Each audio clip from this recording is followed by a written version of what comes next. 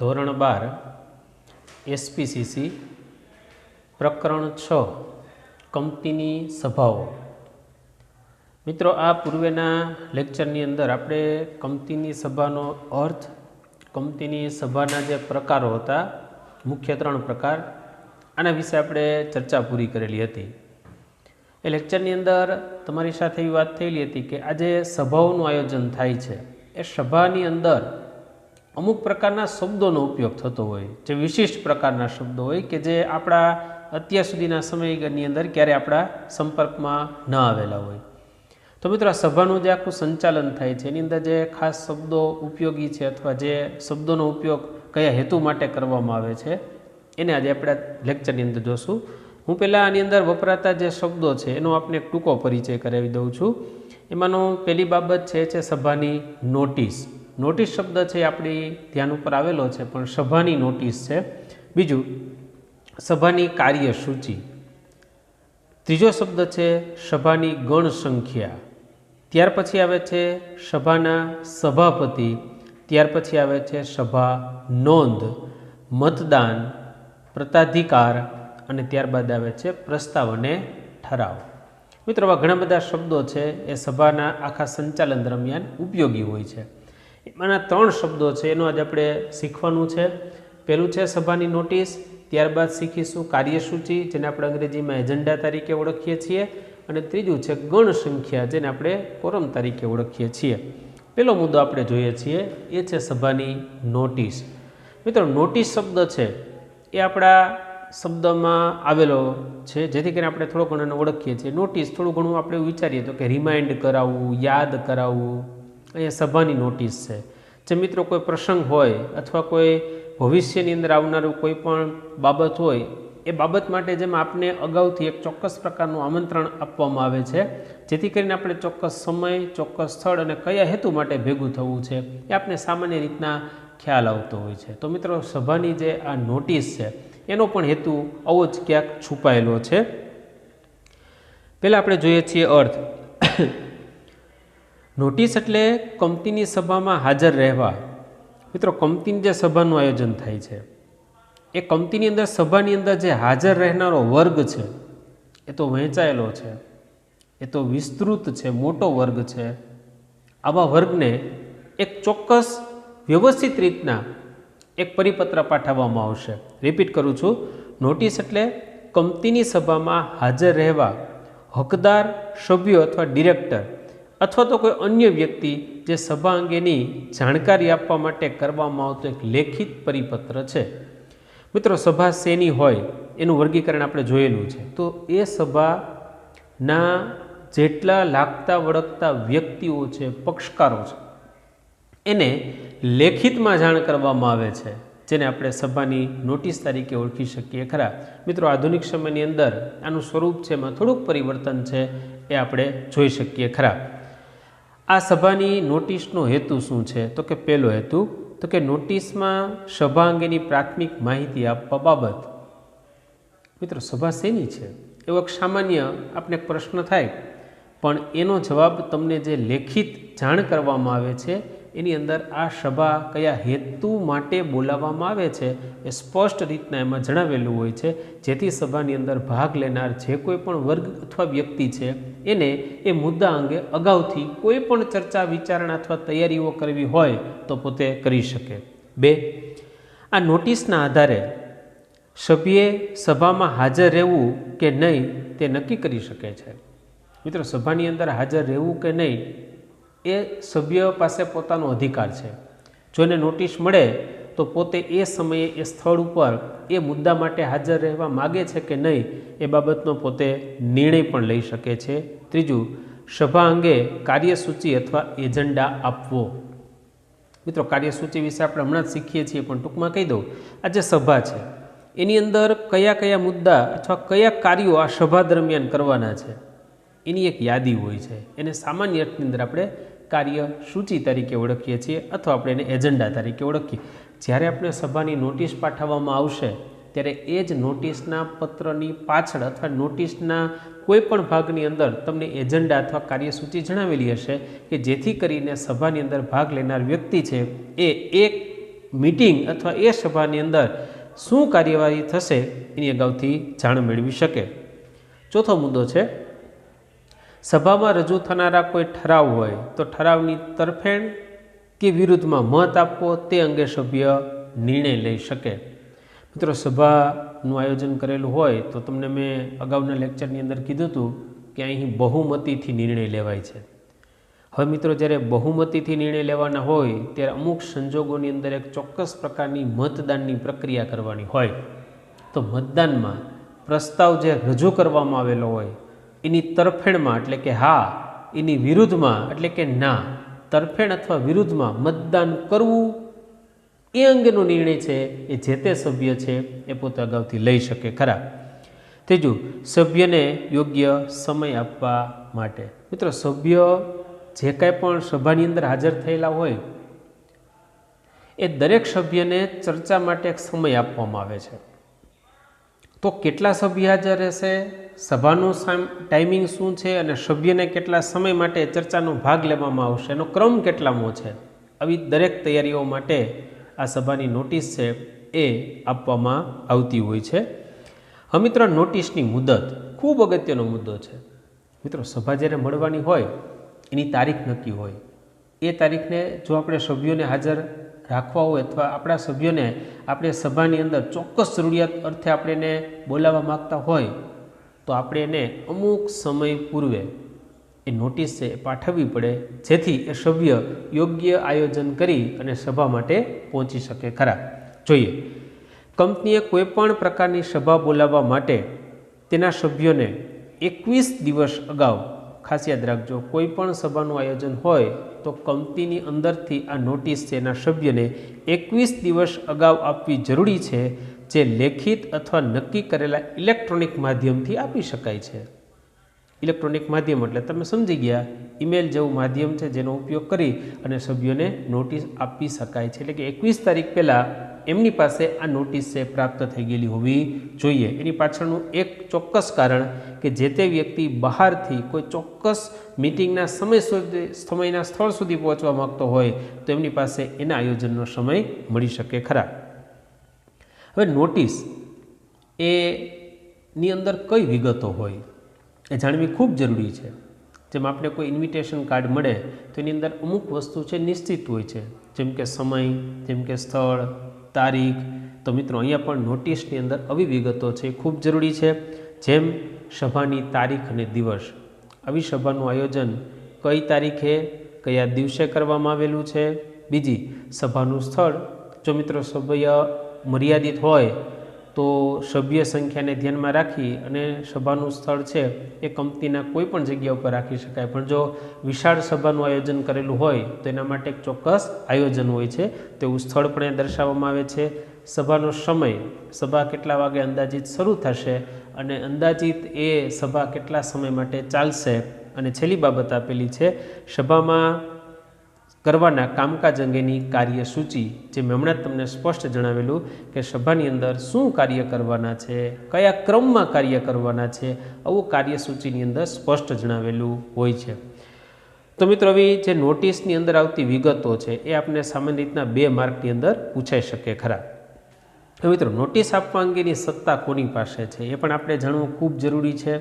તો જોઈએ ને આપણે, કંપનીના ડિરેક્ટરોને સભા અંગેની નોટિસ માટે મંજૂરી આપવાની સત્તા છે. કંપનીના સેક્રેટરી જ્યારે આવી નોટિસ પાઠવે ત્યારે નોટિસમાં ખાસ એક શબ્દનો ઉલ્લેખ કરવામાં આવે છે, અને આ શબ્દ છે બોર્ડના હુકમથી, એટલે કે સંચાલક મંડળ છે એના આદેશથી આ નોટિસ છે એ પાઠવવામાં આવે છે. મિત્રો, આદેશ એ સંચાલક મંડળ કરતું હોય છે, એની પાછળ એક વહીવટી માળખું હોય છે જેવી સભાઓનું સંચાલન કરતું હોય છે. આવી સભાના સંચાલન કરતા વહીવટી માળખાએ પોતાની નોટિસની અંદર બોર્ડના હુકમથી એવું એક શબ્દ છે એ ઉમેરવો જરૂરી છે. કંપનીના મેનેજિંગ ડિરેક્ટર્સને આ અંગે જરૂરી સત્તાઓ પ્રાપ્ત થયેલી છે, પોતે નોટિસ આપી શકે છે. જો કંપની લો બોર્ડ કે મધ્યસ્થ સરકાર સભા બોલાવે તો જે તે જવાબદાર અધિકારી એ એમના વતીથી નોટિસ આપી શકતો હોય છે. મિત્રો, ખાસ 2 શબ્દ યાદ રાખજો. જો કંપની લો બોર્ડ હોય અથવા તો સેન્ટ્રલ ગવર્મેન્ટ હોય, એ કોઈપણ સભાનું જો આયોજન કરશે તો જે તે જવાબદાર અધિકારી એમના વતીથી નોટિસ આપેલી છે એવો ઉલ્લેખ આમની અંદર કરી શકતા હોય છે. હા મિત્રો, સભાની નોટિસ કોને, ક્યારે અને કેવી રીતના આપવી ખૂબ અગત્યનો મુદ્દો છે. મેં હમણાં જ તમને કીધું કે સભા કયા પ્રકારની છે, એ સભાનો પ્રકાર નક્કી થયા પછી એ સભાની અંદર કોને નોટિસ પાઠવવી, ક્યારે પાઠવવી, આવી બાબતો છે એ જરૂરી બનતી હોય છે. તો પહેલું જોઈએ, સભાના દરેક સભ્યોને તેમજ મૃત્યુ અને નાદાર પામેલા સભ્યોના જે કાનૂની પ્રતિનિધિ હોય છે એમના નોટિસ પાઠવવી જરૂરી બનતી હોય છે. બીજું, કંપનીના ઓડિટર્સ, ગૌણ કંપનીના દરેક ડિરેક્ટર્સ અને ઓડિટર્સને.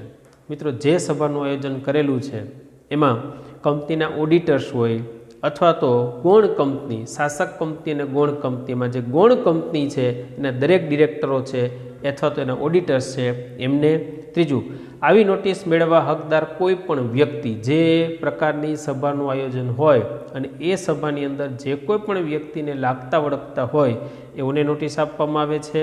અને ત્રીજું, સંયુક્ત નામથી શેર. મિત્રો, શેરની ખરીદી છે એક કરતાં વધારે વ્યક્તિઓ સંયુક્ત એટલે કે જોઈન્ટમાં કરી શકતા હોય, પરંતુ ખાસ યાદ રાખજો, સંયુક્ત નામથી શેર ધરાવતી હોય એવા કિસ્સામાં સભ્યપત્રકમાં જેનું નામ પ્રથમ હોય, એક કરતાં વધારે વ્યક્તિઓ સંયુક્ત શેરની ખરીદી કરેલી છે અને આવા સંયુક્ત શેરમાં પહેલું નામ જેનું છે એમને નોટિસ પાઠવવામાં આવશે. નોટિસ ક્યાં? આ શબ્દ યાદ રાખજો. કંપની રજિસ્ટર્ડ ઓફિસે શેર હોલ્ડરોના નોંધાયેલા સરનામે નોટિસ મોકલવામાં આવે છે. મિત્રો, જ્યારે શેરની અરજી શેર અરજદાર કંપનીને કરે છે ત્યારે એની અંદર એક ચોક્કસ સરનામું લખેલું હોય છે. એ સરનામા પ્રમાણે કંપની છે, શેર હોલ્ડરો છે એટલે કે શેર પ્રાપ્ત કરનાર વ્યક્તિઓ છે ત્યાં સુધી નોટિસ પહોંચાડતી હોય છે, અથવા તો સભાની નોટિસ છે એ હાથોહાથ પણ આપી શકાય. જો મર્યાદિત સંખ્યામાં હોય તો આ બીજી પ્રક્રિયા છે એ હાથ ધરવામાં આવે છે. હવે નોટિસ કેવી રીતના એને સ્પ્રેડ કરવામાં આવે છે, તો કે ફેલાવવામાં આવે છે. કેવી રીતના આપી શકાય? એક, ટપાલ દ્વારા જો શક્ય હોય તો. બીજો વે છે, બીજો રસ્તો છે સ્થાનિક વર્તમાનપત્રમાં જાહેર નોટિસ સ્વરૂપે. મિત્રો, તમે ન્યૂઝપેપરનું રીડિંગ કરતા હશો, એમાં અમુક સંજોગોની અંદર જાહેર નોટિસ એવું એક હેડિંગ આપેલું હોય છે અને ત્યાર પછી એક નોટિસ સંબંધિત એક ચોક્કસ માહિતીની અંદર આપેલી હોય છે, જેથી એ લાગતા વળગતા વ્યક્તિઓ સુધી એ સભાની નોટિસ છે પ્રાપ્ત થઈ ગઈ છે એવું અહીંયા માની લેવામાં આવે છે. મિત્રો, આખી પ્રક્રિયા જે થાય છે નોટિસ મોકલવાની પ્રક્રિયા, તમને યાદ છે ધોરણ 11ની અંદર આપણે કંપની સેક્રેટરીના કાર્યો શીખેલા હતા. એમાંના આપણે યાદ છે કે સભા સંચાલન અંગેનું એમની પાસે જ્ઞાન હોવું જરૂરી છે, બરાબર છે. તો અહીંયા સભા સંચાલન માટે જે અત્યારે સભાની જે નોટિસ મોકલવાની છે, આ નોટિસ માટે કંપનીના સેક્રેટરી છે એને કેવી જવાબદારીઓ નિભાવવાની છે, એની શું પોતાનું કામ છે એ આપણે જોઈએ. એક, સભામાં હાજર રહેવા હકદારો દરેક સભ્યને 21 દિવસ પહેલાં નોટિસ છે પ્રાપ્ત કરાવવી જોઈએ. બીજું, સભાની જે નોટિસ છે એનો ચોક્કસ નમૂનો છે, ફોર્મેટ છે એ પણ તૈયાર કરાવવું જોઈએ. ત્રીજું, ખૂબ અગત્યનો મુદ્દો આપણી પાસે આવે છે, વાર્ષિક સામાન્ય સભાની નોટિસ હોય તો સાથે સાથે આ બાબતો એની અંદર એટેચમેન્ટ કરવી પડે છે, જેવી કે વાર્ષિક હિસાબની નકલ. મિત્રો, આપણને ખ્યાલ છે કે આપણે હમણાં જ્યારે સભાઓ વિશે શીખતા હતા ત્યારે જે વાર્ષિક સામાન્ય સભાઓ હોય છે એની અંદર વાર્ષિક હિસાબો છે એની પણ અહીંયા ઉલ્લેખ કરવામાં આવેલો છે. તો એવા વાર્ષિક હિસાબો છે એ આ નોટિસની સાથે જોડવામાં આવે છે. ડિરેક્ટર્સનો અહેવાલ પણ જોડવામાં આવે છે, ઓડિટર્સનો રિપોર્ટ પણ જોડવામાં આવે છે, ચેરમેન શ્રી છે તો એનું લેખિત નિવેદન પણ એની સાથે જોડવામાં આવે છે, અથવા પ્રવચનની કોપી હોય તો એમને પણ આમની સાથે જોડવામાં આવે છે. મિત્રો, તમને કદાચ એવો પ્રશ્ન સામાન્ય થાય કે સભા માટે આપણા દરેક વ્યક્તિને એક પ્રકારનું આમંત્રણ નોટિસ દ્વારા આપીએ છીએ, તો આટલી બધી વસ્તુ એને અગાઉથી શા માટે આપવી? તો મિત્રો, એક બહુ સારી વસ્તુ એ છે કે આ બધી વસ્તુ જે તે લાગતા વળગતા વ્યક્તિઓને અગાઉથી આપવાથી એ વાર્ષિક હિસાબ હોય અથવા બીજી કેટલીક બાબતો હોય તો એમનું એ અધ્યયન કરી શકે, એ બાબતે એના કોઈ પ્રશ્નો હોય અથવા એમની કંઈ ચર્ચાઓ હોય તો એની પોતે પૂર્વ તૈયારી કરી શકે. તો આ હેતુથી એમને આમની એક એક કોપી છે નોટિસ સાથે પાઠવવામાં આવે છે. અસામાન્ય સભાની નોટિસ સાથે સમજૂતી દર્શક નિવેદન મોકલવું જરૂરી છે. જો મિત્રો વાર્ષિક સભા હોય, પ્રથમ વાર્ષિક સામાન્ય સભા હોય તો મિત્રો એમાં એનું આયોજન છે નક્કી હોય છે, પણ અસાધારણ સભાઓનું આયોજન કરેલું હોય તો આ અસાધારણ સભા છે એ કયા હેતુ માટે બોલાવવામાં આવે છે એની સમજૂતી એ નોટિસની અંદર જણાવવી પડતી હોય છે કે આ અસાધારણ સભા છે એ આ હેતુ અર્થે બોલાવવામાં આવે છે. શેર હોલ્ડરોની મંજૂરી અન્વયે કરવાના કાર્યોની યાદી અને એના જે ઠરાવ હોય છે એના મુસદ્દાઓ જોડવાના હોય છે. ચેરમેન શ્રી જે કોઈ પણ બાબતો સભા દરમિયાન રજૂ કરતા હોય તો એની અંદર આ બાબતો છે જોડવી જરૂરી હોય છે. તો મિત્રો આપણે જોયું કે સભાની નોટિસ છે ખૂબ અગત્યની બાબત છે. હવે પછીનો જે આપણો મુદ્દો છે એ આપણે જોઈએ છીએ કાર્યસૂચિ. કાર્યસૂચિ જોઈએ મિત્રો. આપણે હમણાં જ કાર્યસૂચિ શબ્દ છે એ સભાની નોટિસની અંદર 2 થી 3 વાર ઉપયોગ કર્યો. ત્યારે મેં તમને ટૂંકમાં એની અંદર એવી વાત કરી લીધી કે સભાની અંદર જે કાર્ય કરવાના છે એક સૂચિ છે કે યાદી છે, બરાબર. હવે આપણે એનો એક વ્યવસ્થિત અર્થ છે એને આપણે જોઈએ. કંપનીની સભામાં જે કાર્ય કરવાના હોય તે કાર્યની યાદીને કાર્યસૂચિ તરીકે ઓળખવામાં આવે છે. એક સભાનું જે આયોજન થયેલું છે એમાં કેટલા કાર્ય કરવાના છે, 1, 2, 4, 10, 15, તો એની એક યાદી એની સાથે જોડવામાં આવે છે. એક ચોક્કસ નિશ્ચિત ક્રમ આપવામાં આવે છે. આ કાર્યસૂચિનો એક હેતુ એવો પણ છે કે સભાની અંદર કોઈ બાબત રહી ન જાય. બીજો એક હેતુ એવો પણ બની શકે કે કોઈ બાબત છે એ બેવડાય નહીં, અથવા કોઈ એક ચોક્કસ કાર્ય માટે સમયની ફાળવણી પણ થઈ શકે ખરા આગળ. એટલે કે જે સભામાં જે કાર્ય હાથ ધરવાના હોય તેનો ક્રમ દર્શાવે છે, જેને આપણે સભાના એજન્ડા તરીકે પણ ઓળખી શકીએ ખરા. કાર્યસૂચિનું બીજું નામ એજન્ડા પણ છે. 1 માર્કની અંદર આ પ્રશ્ન છે એ વારંવાર પૂછાતા હોય છે, ખાસ યાદ રાખજો. આવા એજન્ડા છે અથવા કાર્યસૂચિ છે એ આપવા અથવા એ દર્શાવવા અથવા એ તૈયાર કરવા પાછળનો હેતુ શું છે જોઈએ. કંપની તેની જે તે સભામાં સભ્યોની નોટિસ સાથે આ કાર્યસૂચિ મોકલતી હોય છે. નોટિસ અને કાર્યસૂચિ બંને સાથે તૈયાર થાય છે. આમ છતાં જો સભાની અંદર કોઈ નવો મુદ્દો ઉમેરવાનો હોય તો કાર્યસૂચિની અંદર એ બાબતની નોંધ પણ કરેલી હોય છે, જેથી સભાના કયા કાર્યો હાથ ધરવાના છે તેની માહિતી સભ્યોને અગાઉથી પ્રાપ્ત થઈ શકે. સભ્યો પોતાનો અભિપ્રાય છે ચર્ચા વિચારણા કરી શકે, જેથી સભાની કાર્યવાહી છે સરળતાથી ચાલે, ક્રમની અંદર ચાલે, નિશ્ચિત સમયની અંદર છે એ કાર્યવાહી શરૂ થાય અને પૂરી થઈ જાય. કોઈ કાર્ય છે એ બેવડાય નહીં અને કોઈ કાર્ય છે એ રહી ન જાય. મિત્રો ઘણી વખત એવું બને કે સભાની અંદર કોઈ એક મુદ્દો છે એની ઉપર વિસ્તૃત ચર્ચા થાય અને બીજા ઘણા મુદ્દાઓ છે એની ઉપર ચર્ચા છે એ ઓછી થાય. ઘણી વખત એવું પણ બને કે એકનો એક મુદ્દો બીજી વાર આવી જાય, અથવા ક્યારેક એવું પણ બને કે એક મુદ્દો છે એ આખો ભૂલાઈ જ જાય. પણ એવું નહીં બને, કારણ કે કાર્યસૂચિ છે એક વસ્તુ છે એ પૂરી થશે એટલે એની તરત નોંધ થશે અને બાકી તમામ યાદીઓ છે એ ક્રમની અંદર લેવામાં આવશે.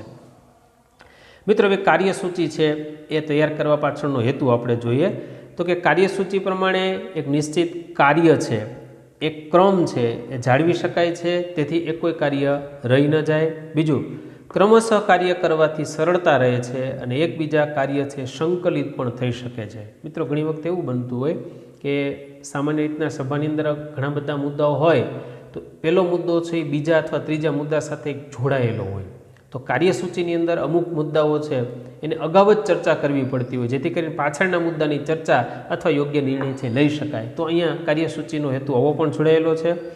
સભા દરમિયાન ચેરમેન અથવા સેક્રેટરી કાર્યસૂચિ ઉપર પોતાની નોંધ પણ રાખતા હોય છે. કયા મુદ્દો આવી ગયો પોતે ટીક કરશે અથવા એના માટેના રિમાર્ક લખતા જશે, અથવા કોઈ મુદ્દો છે પાછળથી ચર્ચા અર્થે જોડવામાં આવેલો હશે તો એની પણ અહીંયા નોંધ કરવામાં આવશે. આમ આપણે એમનું 3 બાબતનું મહત્ત્વ છે આપણે જોયું.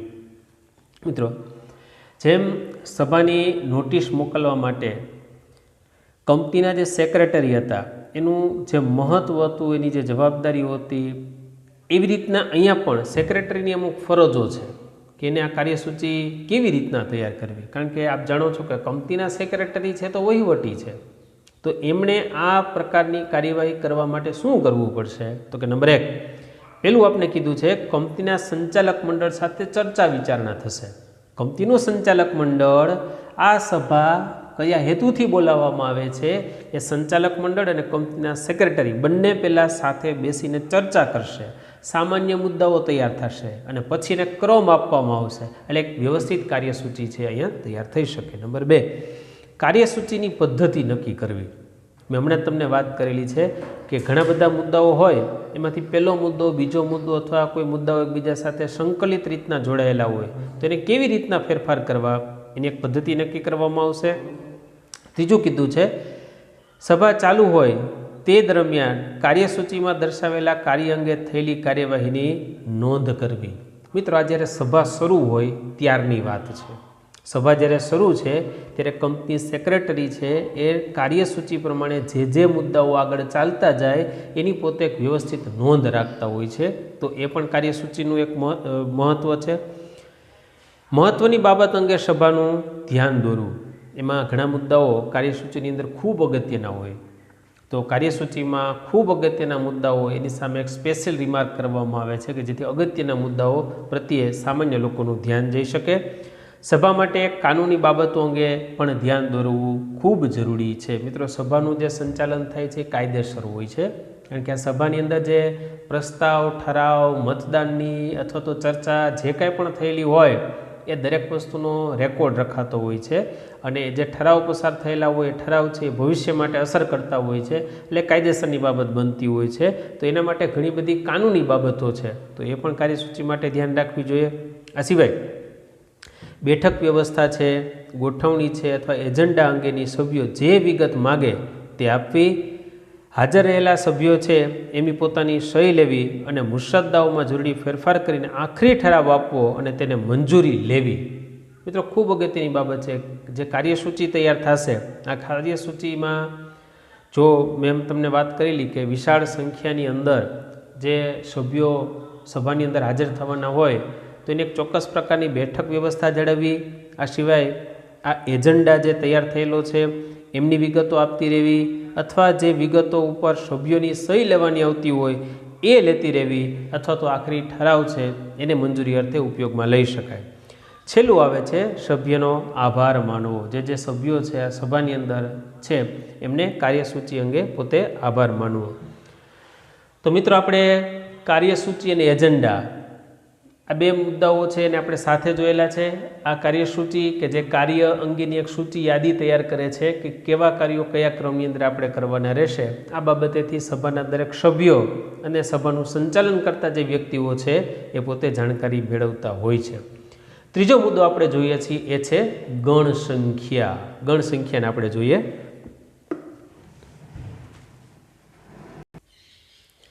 મિત્રો, આપણે ત્રીજો શબ્દ જોઈએ છીએ એ છે ગણ સંખ્યા, જેને આપણે કોરમ તરીકે પણ ઓળખી શકીએ છીએ. હા મિત્રો, જે સભા બોલાવવામાં આવે છે આ સભાની અંદર સભ્યોની હાજરી એ ખૂબ અગત્યની બાબત છે. મિત્રો, સભ્યોની હાજરી ના પ્રમાણમાં સભાના નિર્ણયો છે એ અગત્યના બનતા હોય છે. એનો ટૂંકમાં તમને એક વસ્તુ એવી સ્પષ્ટ થાય છે કે કંપનીની જે સભા છે એ સભાનું જે કામકાજ કરવાનું છે, કામકાજ માટે ઓછામાં ઓછા અમુક સભ્યોની હાજરી હોવી જરૂરી છે. એવું કેમ? તો કે એવું એટલા માટે કે જે કંઈ પણ નિર્ણયો લેવામાં આવશે એ કોઈ એક વ્યક્તિ દ્વારા લેવામાં ન આવે. એક કરતાં વધારે વ્યક્તિ, પણ કેટલા? તો કે સભાની અંદર એક ચોક્કસ સભ્ય સંખ્યા નક્કી કરવામાં આવે છે, એટલા વ્યક્તિ હોય તો નિર્ણય લઈ શકાય છે. એટલે કે ઓછામાં ઓછા અમુક સભ્યોની હાજરી હોવી જરૂરી છે, જેથી સભાની કામગીરી છે કેવી બની જાય? કાયદેસરની બની જાય. તો એનો અર્થ એવો થયો કે જો ઓછામાં ઓછા સભ્યો હાજર ન હોય અને છતાં સભાનું આયોજન થયેલું હોય છે કોઈ પણ કારણોસર, તો એવી સભાની જે કામગીરી છે એ કાયદેસર બનતી નથી. તો મિત્રો, આના માટે બીજા 3 શબ્દ આપણે જોવાના આવશે. એના પર્યાય શબ્દો છે ગણ સંખ્યા, કોરમ તરીકે ઓળખી શકાય છે અને કાર્યસાધક સંખ્યા તરીકે પણ ઓળખી શકાય છે. કાર્યસાધક સંખ્યા, ગણ સંખ્યા અને કોરમ, આવા 3 શબ્દો છે એ આપણે યાદ રાખીશું. હવે મિત્રો, આપણે જોઈએ, મેં હમણાં તમને એક મુદ્દો જ્યારે હું શીખવાડતો હતો, આપણે સભાની ચર્ચા કરતા હતા ત્યારે મેં તમને એવું કીધું હતું કે ઇલેક્ટ્રોનિક માધ્યમોનો ઉપયોગ થાય છે. જેમ કે નોટિસ પાઠવવા માટે ઈમેલનો પણ ઉપયોગ થાય છે, એવી રીતના સભાની અંદર હાજર રહેવા માટે પણ ઇલેક્ટ્રોનિક માધ્યમનો ઉપયોગ છે એમાં સ્વીકારવામાં આવેલો છે. મિત્રો, આજના કોમ્પ્યુટર, ઇન્ટરનેટ અને ટેકનોલોજીના યુગની અંદર વિડીયો અને ઓડિયો વિઝ્યુઅલ કોન્ફરન્સ છે એનીથી કોઈ ડિરેક્ટર્સ એ દૂરના સ્થળેથી એ કોન્ફરન્સની અંદર પોતે હાજરી આપે તો એને સભાની અંદર હાજરી આપી અથવા સભાની અંદર તેઓ હાજર છે એવું ગણી લેવામાં આવે છે અને કોરમની જે સંખ્યા છે એમાં એનો ચોક્કસ રીતના નોંધ કરવામાં આવશે. દરેક સભામાં ઓછામાં ઓછા અમુક સભ્યોની હાજરી છે એ અનિવાર્ય છે. તેના અભાવે જો કોઈ પણ સભાનું કામકાજ છે એ કાયદેસર ક્યારેય નથી ગણાતું અને એવી સભા છે મુલતવી રાખવી પડે છે. એટલે કે એ સભા છે અમુક સમય પછી એનું આયોજન થઈ શકે છે. વર્તમાન રીતના સભા છે એને ત્યાં અટકાવવામાં આવે છે, એટલે કે મુલતવી રાખવી. આગળ જોઈએ મિત્રો, અહીં આપણે ખાસ યાદ રાખજો, જે સભ્ય સંખ્યા ઉપર આધારિત છે ને પરીક્ષાની અંદર આવો પ્રશ્ન પણ વારંવાર પૂછાય છે. જાહેર કંપનીની બાબતમાં કંપનીના પ્રકારો સાથે જોડાયેલો મુદ્દો છે. જાહેર કંપનીની બાબતમાં જોઈએ તો કે શેર હોલ્ડરોની સંખ્યા 1000 સુધીની હોય તો હાજર સભ્યો છે એ 5 હોવા જોઈએ. જો 1001 થી 5000 સુધી સભ્ય સંખ્યા હોય તો હાજર સંખ્યા છે એ 15 સભ્યોની હોવી જોઈએ અને જો 5000 થી વધુ ગમે એટલા સભ્યો હોય તો 30 સભ્યો છે એ હાજર રહેવા જોઈએ, તો મિત્રો ગણ સંખ્યા બને. એક ઉદાહરણ આપણે લઈએ, એક કંપની છે એની અંદર 2000 સભ્યો છે, તો એનો મતલબ એવો કે 1000 થી 5000 ની વચ્ચે એના સભ્યો કુલ સભ્ય છે, તો એક સભાનું જે આયોજન થાય એમાં ઓછામાં ઓછા 15 સભ્ય છે હાજર હોય અને સભા ચાલે અને જે કંઈ પણ નિર્ણય લેવાય તો કાયદેસર. પણ ત્યાં 12 સભ્ય હાજર થયેલા છે તો નહીં. આગળ, ખાનગી કંપની બાબતમાં વ્યક્તિગત રીતના હાજર રહેલા 2 સભ્યને ગણ સંખ્યા તરીકે માની લેવામાં આવે છે. મિત્રો, કંપનીનો પ્રકાર બદલે છે, ખાનગી કંપની છે, અહીંયા 2 જ સભ્યો હાજર રહી કાયદેસર રીતના સભા છે એ પોતે કરશે, નિર્ણય લેશે અને ઠરાવ પસાર કરશે તો એને માન્ય ગણવામાં આવશે. ત્રીજી બાબત છે, મોકૂફ રખાયેલી સભા જ્યારે મળે ત્યારે નિયત સમયથી 30 મિનિટમાં કાર્યસાધક સંખ્યા ન થાય તો.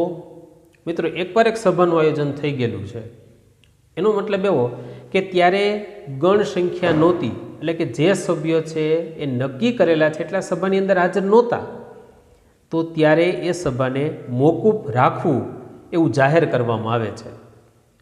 એટલે કે એ સભા અમુક સમય પછી ફરી પાછી બોલાવવામાં આવશે. મિત્રો, ફરી પાછી મોકૂફ રખાયેલી સભા છે શરૂ થાય છે અને નક્કી કરેલા સમયથી 30 મિનિટ, મિત્રો બહુ વ્યવસ્થિત રીતના 30 મિનિટની અંદર કાર્યસાધક સંખ્યા ન થાય તો મિત્રો બીજી વાર મિટિંગ મળે છે અને 30 મિનિટ સુધીમાં જો કાર્યસાધક સંખ્યા એટલે કે નક્કી કરેલા સભ્યો ન થાય તો જે સભ્ય હાજર છે તેને કાર્યસાધક સંખ્યા ગણી લેવામાં આવે છે. એનો મતલબ એમ કે મોકૂફ રખાયા પછી પણ બીજી વાર સભ્ય સંખ્યા પૂરી ન થાય અને જે સભ્યો હાજર હોય તેને કાર્યસાધક સંખ્યા ગણી લેવામાં આવે અને સભાની કાર્યવાહી છે એ પૂર્ણ કરવામાં આવતી હોય છે. એટલે કે ત્યાં કાર્યસાધક સંખ્યા ન હોય છતાંય મોકૂફ રખાયેલી હોય અને પેલી સભા જેટલા સભ્યો કદાચ હાજર ન હોય છતાંય ઓછા સભ્યો હોય, કાર્યવાહી થાય, કાયદેસર ગણાય છે અને એની નોંધ પણ છે એ કરવામાં આવતી હોય છે. છેલ્લો મુદ્દો જોઈએ, એક જ વ્યક્તિની કંપનીના સંદર્ભમાં ઉપરની જોગવાઈઓ લાગુ પડતી નથી. મિત્રો, એકલ વ્યક્તિની કંપનીનો પ્રકાર આપણે જોઈ ગયા છીએ, તો એકલ વ્યક્તિની કંપની હોય ત્યાં સભ્યની કોઈ સંખ્યાનો પ્રશ્ન નથી આવતો અને ત્યાં મેં તમને જે ઉપરની સંખ્યાના માળખા બતાવેલા છે એવી કોઈ પણ જોગવાઈ અહીં લાગુ પડતી નથી. તો મિત્રો, આજના લેક્ચરની અંદર આપણે 3 શબ્દોથી વાકેફ થયા. એક, સભાની નોટિસ; બીજો શબ્દ છે કાર્યસૂચિ, જેને આપણે એજન્ડા તરીકે ઓળખી શકીએ છીએ; અને ત્રીજો શબ્દ આપણી આગળ આવ્યો ગણ સંખ્યા અને કોરમ. મિત્રો, બાકીના જે શબ્દો છે એ આપણે આવતા લેક્ચરની અંદર અભ્યાસ કરીશું.